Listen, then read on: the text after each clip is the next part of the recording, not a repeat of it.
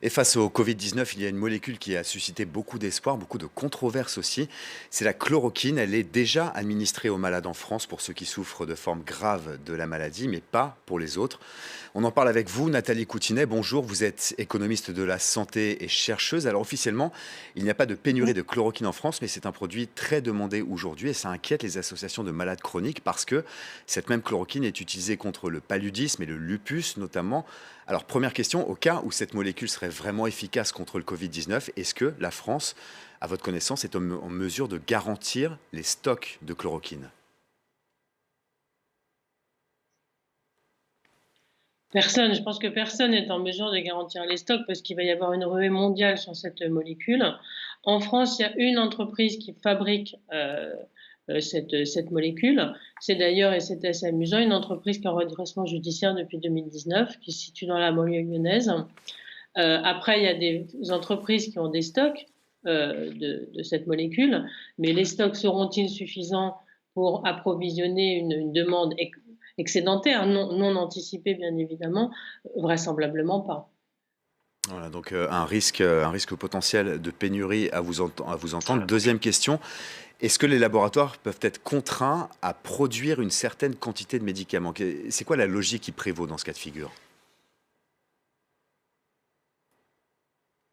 Alors, les laboratoires pharmaceutiques sont des firmes privées qui ont la maîtrise totale de leur production. Ce que l'État demande, c'est de prévenir un an avant les autorités de santé lorsque une firme va décider d'arrêter, par exemple, de produire une molécule. Mais il n'y a pas de possibilité a priori d'obliger une firme à produire un médicament. Alors évidemment, dans le cas présent, on ne peut qu'imaginer que les firmes pharmaceutiques vont répondre présentes, que Milan a déjà annoncé qu'il pourrait mettre une production en France, remettre enfin, des usines en activité pour cette molécule. Donc évidemment que les firmes vont répondre présentes, enfin, je suppose, hein, dans ce cas précis. Nathalie Coutinet, est-ce qu'il y a déjà eu un exemple d'un médicament essentiel à un moment donné dans l'histoire qui n'a pas été disponible? Oh bah, bien sûr, il y a beaucoup de ruptures de médicaments, hein. Les ruptures de molécules ont été multipliées par 10 en 10 ans. Alors c'est des ruptures qui sont ou des pénuries qui sont ponctuelles, mais qui peuvent handicaper fortement la santé des malades qui n'ont pas de possibilité de trouver ces molécules. D'ailleurs récemment, hein, le gouvernement avait pris des mesures, pour, obliger les entreprises à avoir des stocks de 4 mois, en particulier pour les, médicaments essentiels, c'est-à-dire des médicaments dans lesquels ce qu'on appelle d'intérêt thérapeutique majeur, c'est ceux pour lesquels il n'y a pas de traitement alternatif, satisfaisant.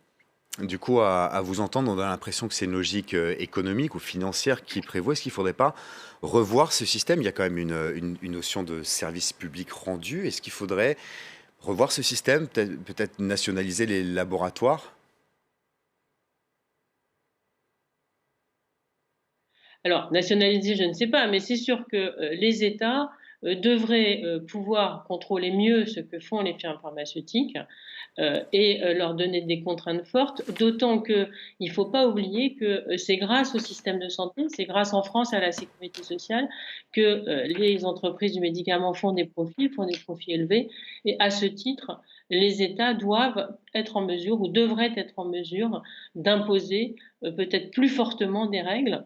On a laissé les firmes pharmaceutiques délocaliser totalement la production de médicaments et en particulier la production de principes actifs qui sont aujourd'hui essentiellement produits en Asie, en Inde et en Chine. Et on l'a évoqué au moment où la maladie a commencé en Chine.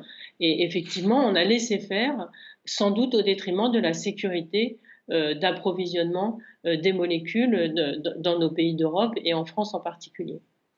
Merci. Cette stratégie, elle n'a été guidée par les firmes que pour des motifs financiers. Merci Nathalie Coutinet. Je rappelle que vous êtes chercheuse, auteure du livre Économie du médicament avec Philippe Abécassis aux éditions La Découverte. Merci d'avoir été en direct avec nous.